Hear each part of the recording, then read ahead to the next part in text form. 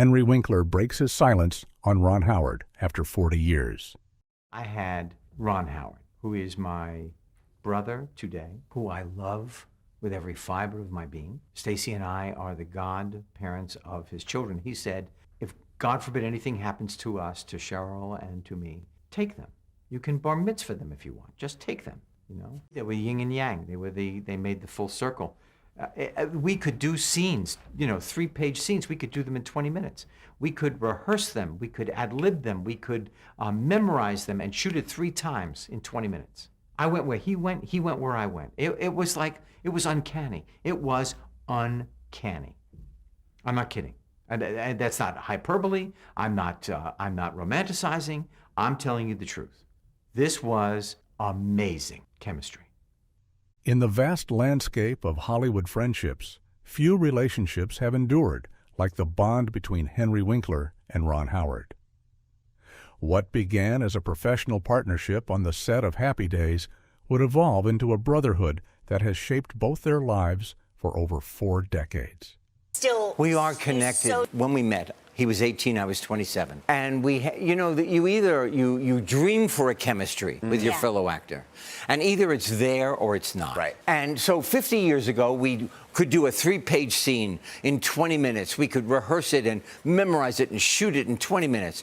And it was like we were on a thread together. Yes. Yeah. We're at the Emmys. We had 45 seconds. They said action.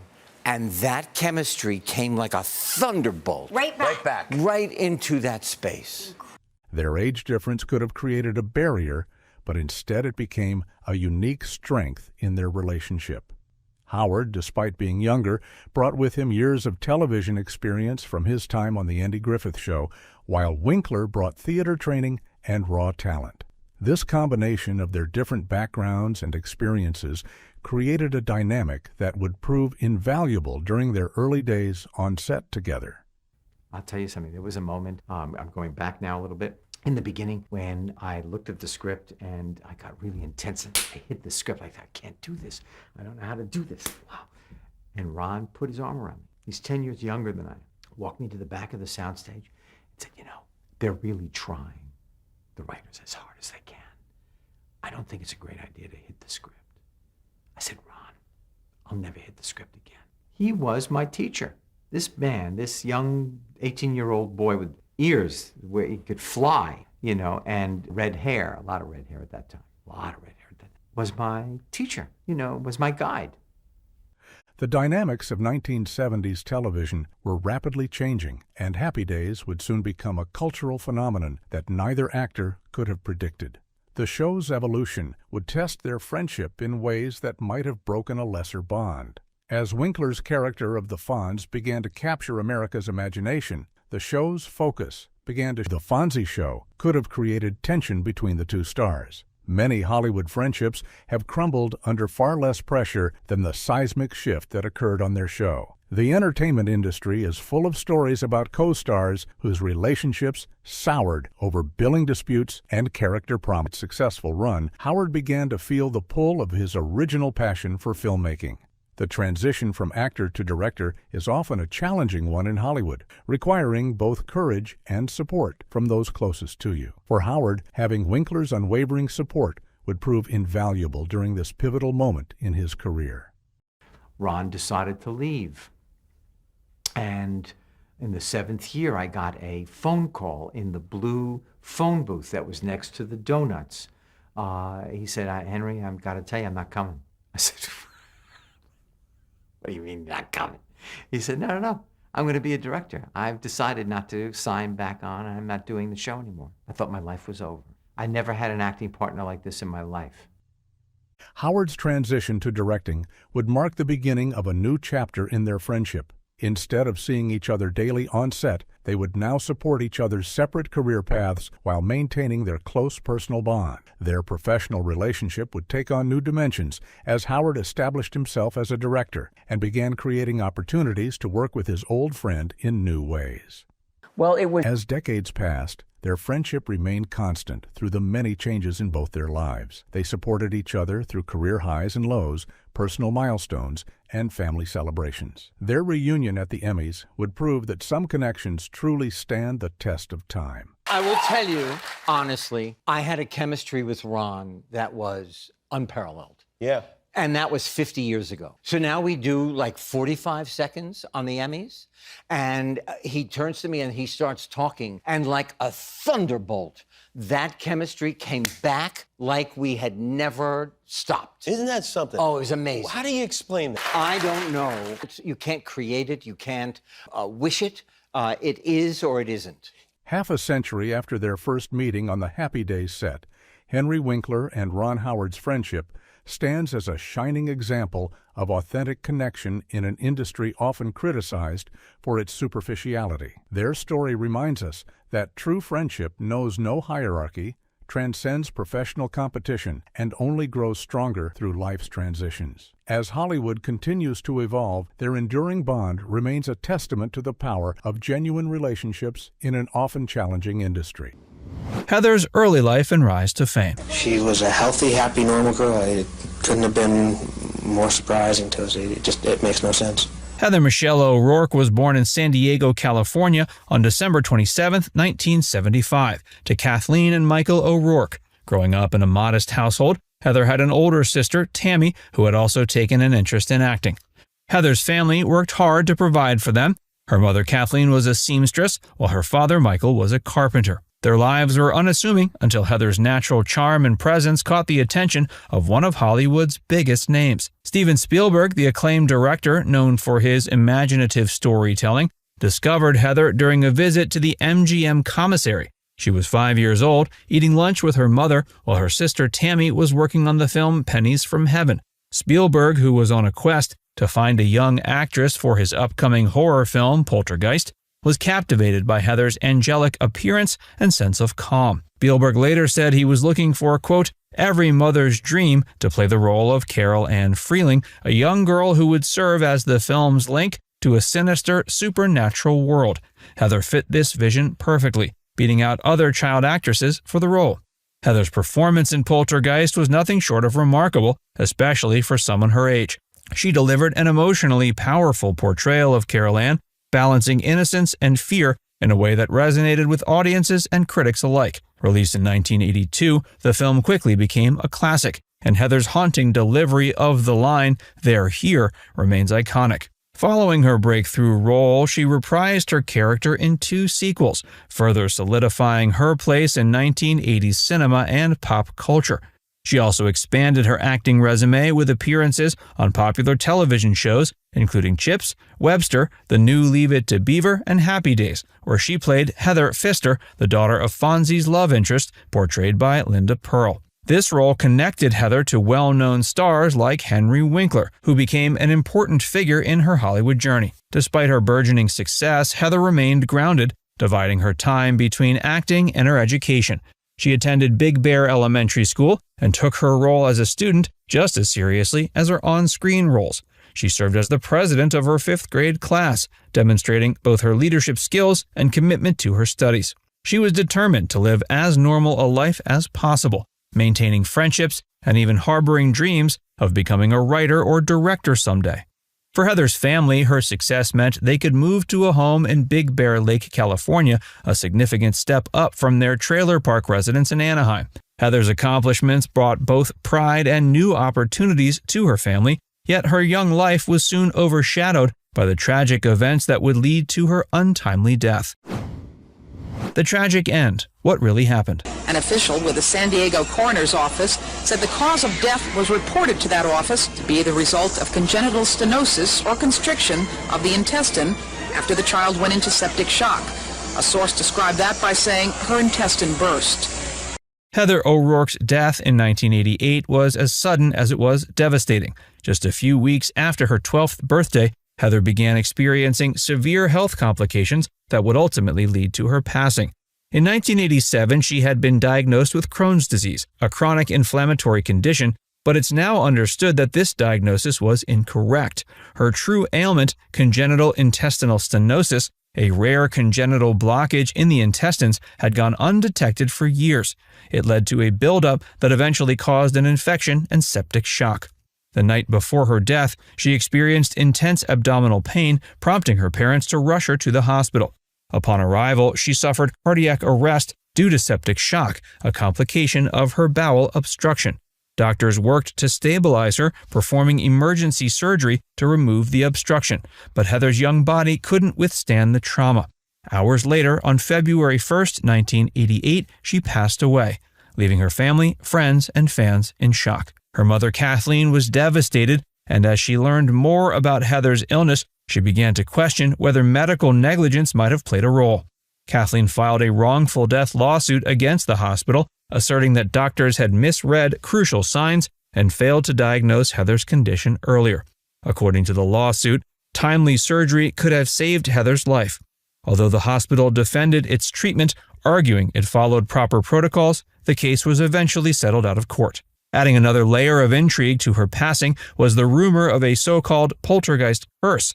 Heather's death, along with the strange and tragic fates of other cast members, led fans to believe that Poltergeist series was cursed. The idea of a curse gained traction, with Heather's death serving as one of the main examples of the alleged supernatural involvement surrounding the film. Whether these eerie coincidences hold any truth is certainly debatable, but they have contributed to the lasting mythos of the Poltergeist legacy. Despite these theories, though, her family has consistently maintained Heather's death was simply a tragic medical misfortune. They say her passing, while heart-wrenching, was not linked to any paranormal curse or supernatural cause. But rumors of foul play persisted. Henry Winkler's shocking claims. Henry Winkler, the legendary actor who worked with Heather on Happy Days, shocked the public with comments in 1988, shortly after her death. Winkler, known for his portrayal of the Fonz, hinted at disturbing details that, if true, suggested Heather may have faced traumatic experiences in Hollywood. Winkler's allegations were vague, but they echoed the growing whispers. His statements insinuated Heather could have been a victim of abuse within the industry, a theory that has gained momentum over the years as more former child actors come forward about their experiences. Winkler's allegations were vague, but they echoed the growing whispers about Hollywood's hidden dangers for young stars. He suggested Heather's passing might not have been an innocent medical tragedy, hinting instead at a possible connection to abuse that some believe contributed to her death. Although Winkler has refrained from discussing the topic further, his initial statements have left a lasting impression, leading fans and conspiracy theorists alike to speculate about what might have gone on behind the scenes. The implications of his comments brought attention to the issue of child exploitation in Hollywood, a topic many felt had been kept in the shadows for too long. Heather's family, however, has firmly denied any suggestion that she was abused or mistreated. Her sister Tammy described Heather as a joyful, normal child who loved her work and her family. The O'Rourke family's stance directly challenges Winkler's allegations, raising questions about why he made such statements in the first place. In recent years, the discussion around Heather's story has become a case study for the potential perils child actors face from the entertainment industry. Yet, without any concrete evidence, the truth behind Winkler's comments remains unresolved. The family's fight to set the record straight. Friends from O'Rourke's grade school outside San Diego say they'll miss her. I just think of her as a sweet person, not just a movie star, and that she's a friend. In 2023, Heather O'Rourke, She Was Here, a documentary directed by Nick Bailey, premiered with the aim of preserving Heather's true story and honoring her memory. Featuring interviews with her family, co-stars like Craig T. Nelson and Jo Beth Williams, and family friends, the documentary provided a platform for those closest to Heather to share their perspectives, dispelling the darker rumors that have circulated since her death. It offers a personal, compassionate look into her life, filled with fond memories and loving tributes. John Ritter's death. John Ritter was in the middle of rehearsals for his hit show 8 Simple Rules for Dating My Teenage Daughter on September 11, 2003, when he began feeling ill. The shoot was at the Disney lot in Burbank, and while rehearsing, Ritter started to experience chest pain. He also started to vomit and sweat heavily. The crew knew something was not right, so they rushed him across the street to the closest hospital. That was Providence St. Joseph Medical Center, which oddly enough was the same place Ritter had been born in 1948. At first, his symptoms led doctors to presume he was having a heart attack. He was treated for that ailment as doctors monitored him further, but quickly it became clear something else was going on. As his condition got worse, doctors eventually realized he had an aortic dissection. They rushed him into surgery and attempted to save his life. Unfortunately, they weren't able to. Ritter died that evening at the medical center. The world of entertainment, as well as Ritter's millions of fans, were shocked by the tragedy. Before we tell you more about Winkler and Ritter, be sure to give this video a like and subscribe to Facts First if you haven't already. Winkler pays tribute to his friend. After John Ritter died, many people from the world of show business came forward with their thoughts and remembrances. This included John's longtime friend, Henry Winkler. In December of 2003, he penned a heartfelt tribute to his friend, saying, "I met John at ABC's 25th anniversary party. When he walked into a room, his utter Johnness just filled it up." Winkler continued by saying John had a life force and an energy that made people wonder how he did it. He said he was so smart, perceptive, and so big, and had so much funny in him, it was almost like his body couldn't contain it. Winkler also talked about how, as John's good friend, he was able to see sides of Ritter that were kept private from the general public. He claims Ritter wasn't always the jovial and happy-go-lucky person he played so often on TV and in films. Instead, Winkler said he got to see that John was much more of a serious person in private. Winkler claimed Ritter was forever searching for answers and didn't act carefree like his public persona suggested. He also said he was duty-bound, and that attribute also played a big part in why he was such a great father and husband. Winkler has said publicly he misses Ritter every day. He remembers John as having such a sense of perfect comedic timing that he could potentially tell you the same joke day after day, and you'd keep laughing as hard each time. Winkler spoke to Ritter before his death. Amazingly enough, Ritter's good friend Henry was on the set of 8 Simple Rules the day Ritter died. Winkler had signed on to play a guest part in that episode. Winkler and the rest of the cast, including Katie Sagal, Kaylee Cuoco, Amy Davidson, and Martin Spaniers, were all rehearsing, trying to prep for the upcoming taping. That's when Ritter began experiencing the series of ailments that ultimately led to his death. Winkler has shared in interviews that he and John were on a break from rehearsing and were chatting about a play they had just finished doing. That was Neil Simon's The Dinner Party. At some point, Ritter began experiencing his first symptoms of sweating profusely. As a result, he had to cut their conversation short. Winkler said John turned to him and said, "I'm sweating, I'm going to get some water." Winkler responded saying, "I'm going to memorize my lines so I don't stink up the room." And according to Winkler, those were the last words the two ever spoke to each other. Shortly after this conversation, Ritter was taken to the medical center across the street where he died several hours later. Winkler testified in court about John's death. After John Ritter died in 2003, his widow, actress Amy Yazbek, filed a wrongful death lawsuit against the hospital as well as the doctors who treated John. Her contention was that they misdiagnosed John when he arrived at the hospital, thinking he was having a heart attack. She sued his cardiologist as well, claiming he had previously missed an enlarged aorta when he treated Ritter 2 years before his death. Winkler was asked to testify in the court case on the matter, to which he agreed. Most of his testimony was focused on the type of man and father John Ritter had been, as well as his recollection of the events as they unfolded the day of Ritter's untimely death. He recalled speaking to John before he was taken to the hospital, then received a call later that night that he'd passed. Winkler said that any conversation with John was wrapped around his children. He also added that Ritter and his wife Amy were a stellar team who acted like two sides of a whole. After his testimony, Winkler spoke to the press but didn't weigh in on whether or not he felt the doctors and the hospital were at fault for Ritter's death. The jury ended up deciding for the defense, saying neither the doctors nor the hospital were at fault for John's untimely end.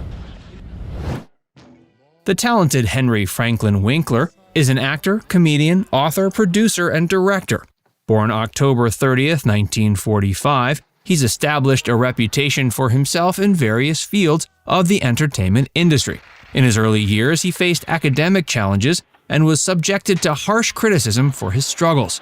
Immersed in the world of theater, he honed his craft at 2 prestigious institutions, Emerson College and the Yale School of Drama. This passion led him to spend a year and a half with the renowned Yale Repertory Theater, where he refined his skills. He also graced the stage in various regional productions and took on commercial projects. His talent didn't go unnoticed, and he landed roles in 2 independent films. In the fall of '73, he embarked on a thrilling journey to California, sponsored by his hard-earned savings. Fortunately, he landed a spot on the Mary Tyler Moore Show, albeit in a minor role. He embarked on his second week with a thrilling audition for the iconic role of Arthur Herbert Fonzarelli, famously known as the Fonz or Fonzie, in a fresh new series called Happy Days.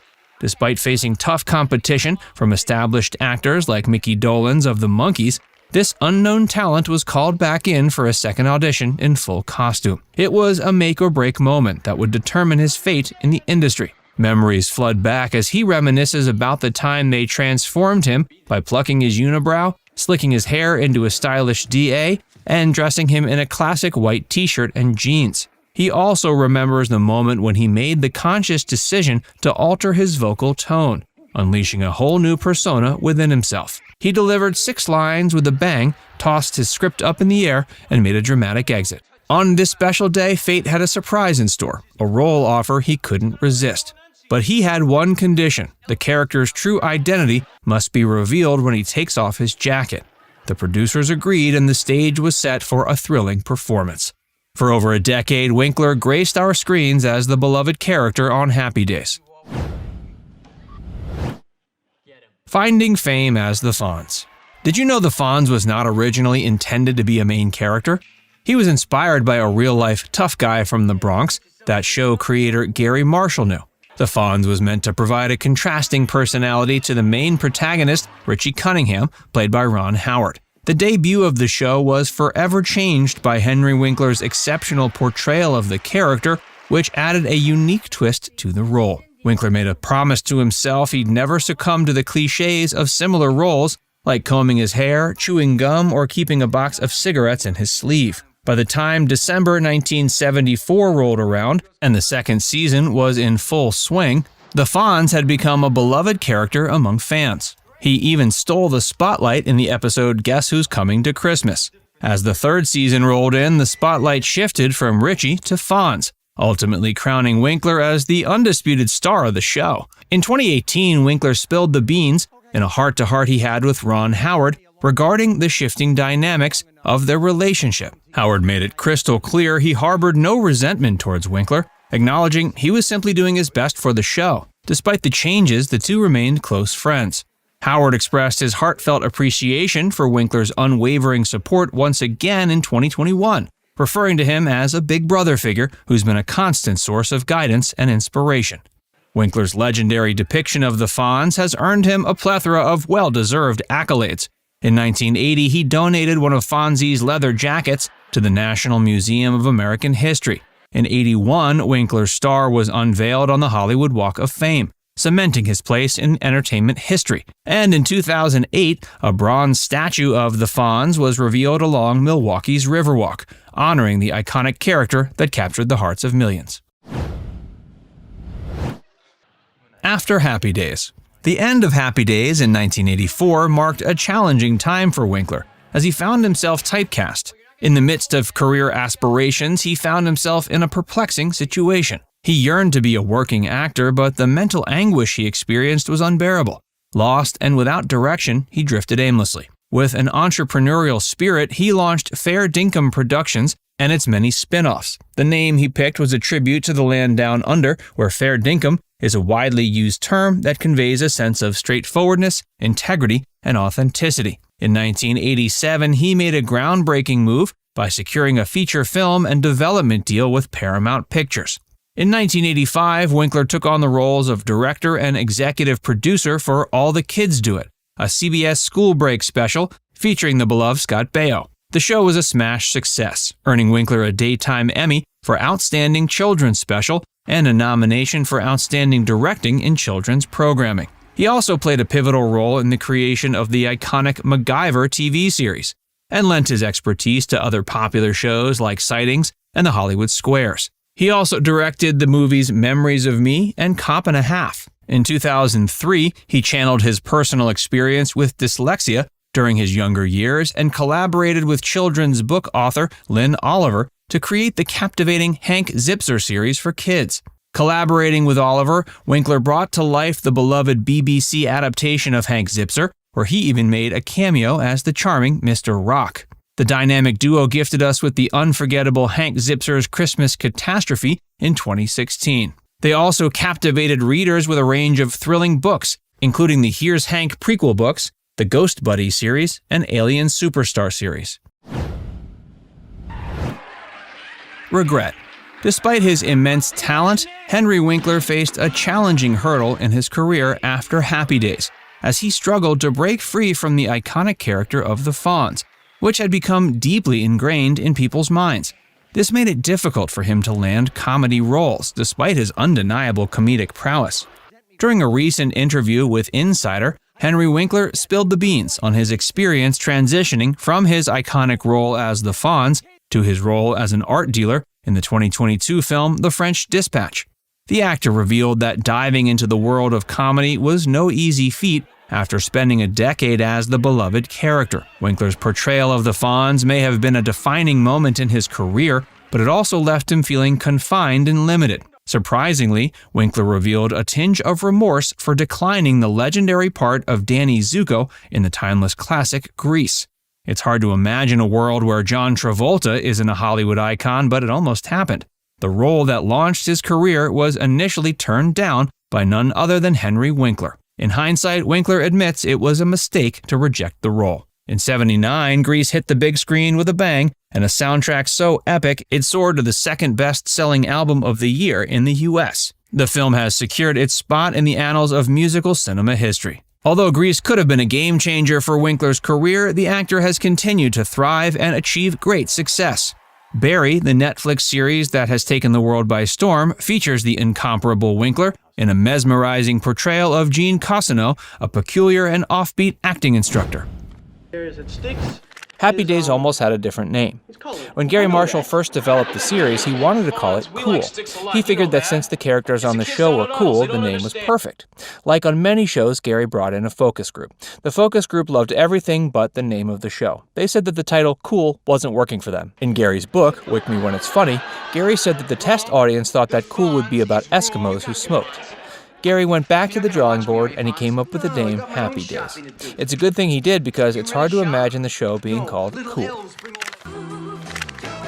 Plenty of spin-offs. Happy Days was such a huge success that plenty of spin-offs were created.